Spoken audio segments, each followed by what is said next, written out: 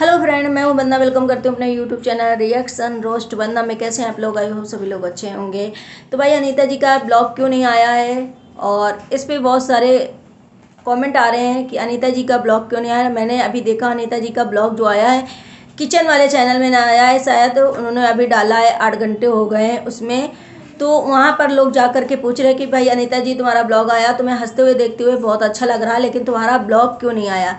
इधर बसंती अपने back to back video डाल रही हैं। वीडियो में अभी उन्होंने जो बताया कि भाई अनीता जी जो हैं वो नंदों के द्वारा हमें धमका रही हैं, और नंदे जो हैं हमें जानबूझ के परेशान कर रही हैं, क्योंकि यही नंदे हमसे बोल रहे हैं कि भाई आओ और इनसे, अनीता जी से, लाला जी से माफ़ी मांगो, पैरों में गिरो, केस वापस लो।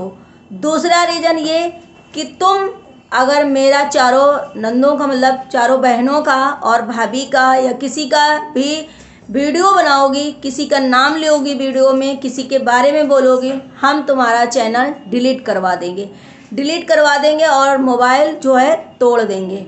तो भाई ये तो बहुत मुझे सुन करके बहुत गलत लगा, क्योंकि भाई आप लोग भी कहीं ना कहीं बसंती को इतना बोलते जा रहे हो, बसंती की ऐसी चीज़ें धज्जियाँ उड़ा रहे हो, ऐसी चीज़ें पोल पट्टी खोल रहे हो कि भाई आप जो चीज़ें कर रहे हो पीछे से बसंती उसी चीज़ का रिप्लाई दे रही। पहले आपको हम लोग बहुत ज़्यादा एजुकेटेड, बहुत ज़्यादा सही मानते थे, लेकिन कहीं ना कहीं आप अनीता जी की जो फैमिली है अपने नज़रों में खुद ही गिरती जा रही हैं, और अपने करे हुए पछता रही होंगी शायद कि मैंने ये क्या किया। तो भाई अनीता जी ने जो किया वो उन्हें नहीं करना चाहिए था, क्योंकि जहाँ मुद्दा था लड़ाई का वहाँ करना चाहिए। दूसरी बात रवीना का, कि रवीना ने जो FIR हुई थी, जब ढिंडोरा पीटने वाली लक्की ने बात बताई थी, उसमें रवीना ने भी, उनकी बहू ने भी, ललित की वाइफ ने वीडियो बनाया था कि भाई ये कितनी गंदी औरत है, और ललित को, लकी को, मेरे फैमिली को इस तरीके से फंसा दिया, मेरे ससुर जी को इस तरीके से फंसा दिया, ऐसा कपड़ा फाड़ने वाली FIR लिखवाई है, कैसा कैसा बोला है जा करके। तो भाई जब ललित की वाइफ ने ऐसा वीडियो बनाया, उसके बाद जब अनीता जी की FIR खुलती है और लोगों को पता चलता है कि नहीं, तो भाई ये तो अनीता जी ने पहले शुरुआत करी थी, अनीता जी ने पहले जाकर FIR करी, उसमें लिखवाया कि मेरे कपड़े फाड़े उनके भाइयों ने, मतलब मेरे कपड़े भी फाड़े गए मेरे। तो बताइए कि इसमें पहले अनीता जी ने क्या किसी को बताया था कि मैंने इस FIR में ऐसा ऐसा किया है?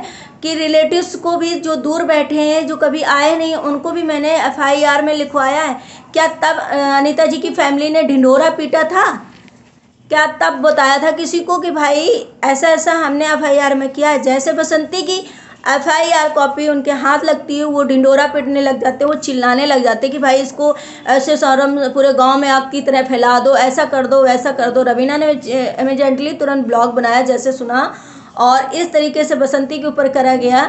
बसंती की जो FIR थी उसको लीक किया गया, उसका प्राइवेट नंबर लीक किया गया, उसी नंबर के थ्रू कहीं ना कहीं इनकी FIR जब खुली, और FIR के बारे में सभी ने जाना कि भाई ये तो शुरुआत अनीता जी ने की है, तब जा कर के रवीना को वही व्यूअर्स जो अभी जैसे बसंती के बारे में सुना था, इतना बसंती को गाली बक रहे थे कि भाई कैसी औरत है, किस तरीके से अपने जेठ को और बच्चों को फंसा दिया, उनके भविष्य को नहीं देखा, कितनी गिरी हुई औरत है, कपड़े फाड़ना, मतलब बहुत गंदी है, ये वो वगैरह। बहुत मैंने ऐसे कमेंट पढ़े थे कि बहुत बसंती को हेट दे रहे थे लोग, लेकिन वही रवीना के चैनल में जा कर के भी बहुत प्यार दे रहे थे कि भाई बसंती बहुत गलत करी, बहुत गलत। लेकिन जब अनीता जी की सच्चाई आई FIR की, तो वही व्यूअर्स रवीना के कमेंट में सेक्शन में गए और कमेंट किया कि भाई आप वीडियो क्यों नहीं बना रही हो, आप वीडियो बनाओ, तुम्हारी सासू माँ ने, तुम्हारे घर वालों ने पहले FIR करी थी और उसमें क्या क्या दिया था, तो अब क्यों वीडियो तुम्हारा नहीं बनना, अब भी तुम्हें वीडियो बनाना चाहिए।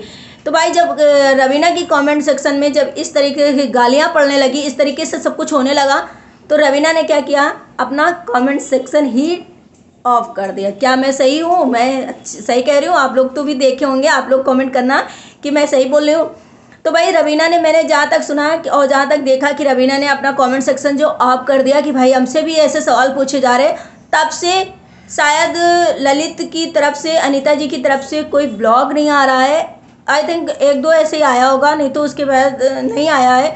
और बसंती के बैक टू बैक वीडियो आ रहे हैं, क्योंकि बसंती जो है अपनी चीज़ें धीरे धीरे बताती है। जैसे मैं वीडियो में बताई हूँ कि बसंती एक साथ कोई चीज़ नहीं बताती। बसंती को जब याद आता है, जब चीज़ होती है, उसका एक बार में थोड़ा सा रिप्लाई दिया, थोड़ा सा, कभी 4 मिनट का वीडियो, कभी 8 मिनट का वीडियो, कभी 11 मिनट का वीडियो, जैसा वो पाती हूँ वैसा बना करके अपलोड करती हूँ। उसके बाद उन्हें जैसा समझ में आता है। दूसरी बात, बसंती ने ये बताया कि भाई नंदे जो हिस्सा मांग रही हैं तो मुझसे क्यों मांग रही हो अकेले, मैं हिस्सा थोड़ी ना दूंगी। भाई अपने बाप के बाबूजी बैठे हैं, आप अपने बाबूजी से मांगो, क्योंकि बाबूजी के साथ हम भी हैं और हम भी अपने हक के लिए लड़ रहे हैं। हमने किसी का हक नहीं लिया है। मुझे 2 गज मिलेगा, मुझे 1 फुट मिलेगा, मैं अपने हिस्से में रहूँगी, मैं अपना हिस्सा लेना चाहती हूँ, मैं तुम लोगों की हिस्सा नहीं लेना चाहती हूँ।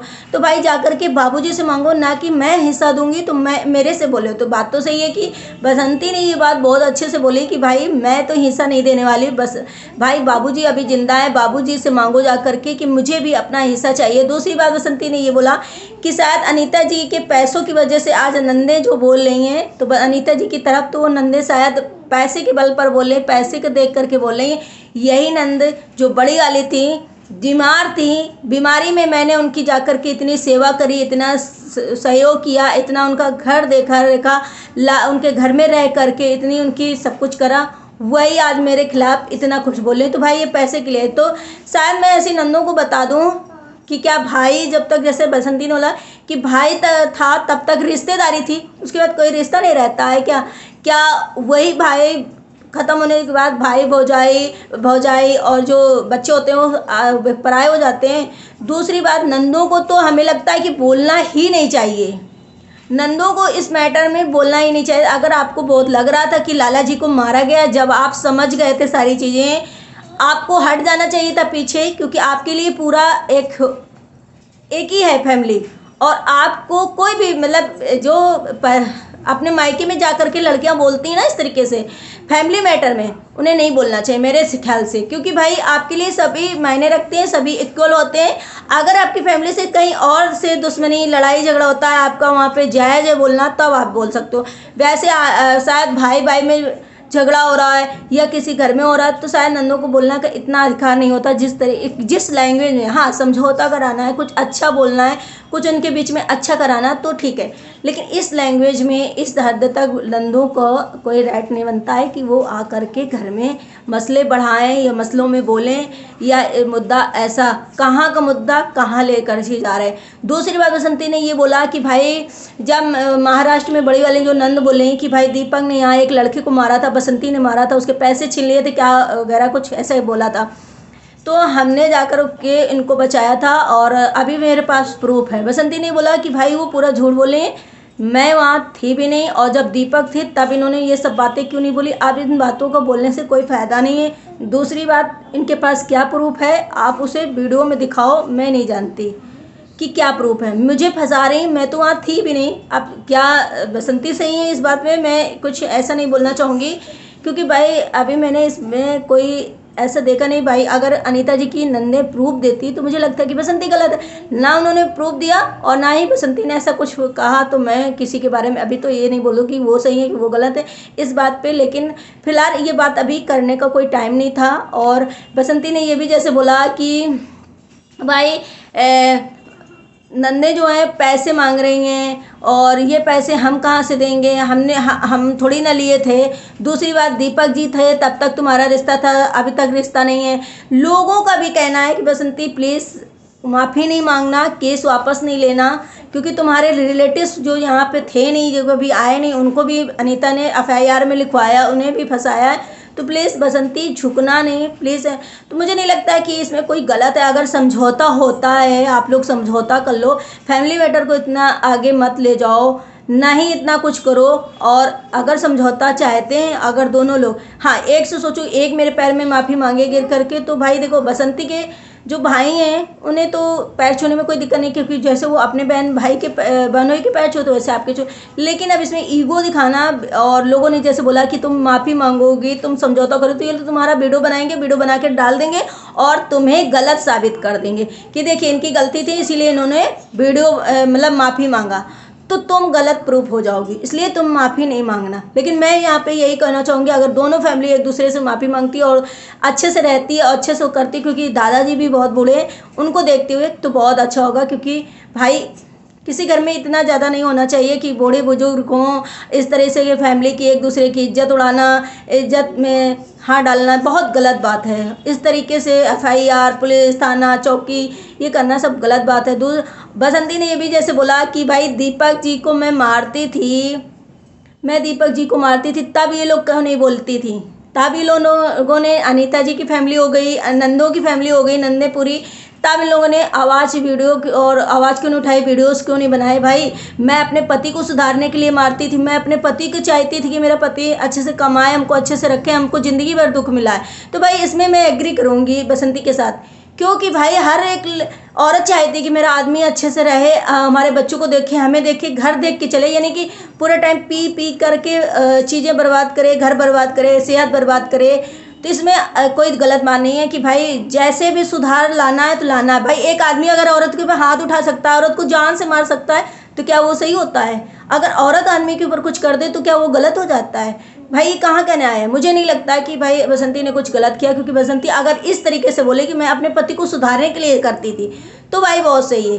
क्योंकि अगर अपनी इज्जत प्यारी है तो बच्चों के सामने भी पेरेंट्स को अच्छे से रहना चाहिए, क्योंकि बच्चे हमारे सामने डरे, हमसे ऐसे ना करें। जैसे बोलते हैं लोग कि दीपक जी को गोलू मारता था, तो भाई उसमें पेरेंट्स का भी बहुत बड़ा हाथ होता है कि पेरेंट्स को क्या रिश्ता निभाना चाहिए, अपने बच्चों के सामने कैसे रहना चाहिए। आज अगर दीपक जी अच्छे से होते तो गोलू क्यों मारता? ये भी तो हो सकता है। तो भाई आप लोगों का क्या राय है, आप लोग कमेंट जरूर करिएगा, कमेंट करके बताइएगा कि कैसे लगा ब्लॉग, और अच्छा लगा तो लाइक एंड सब्सक्राइब करिएगा। मिलते हैं नेक्स्ट ब्लॉग में, बाय बाय।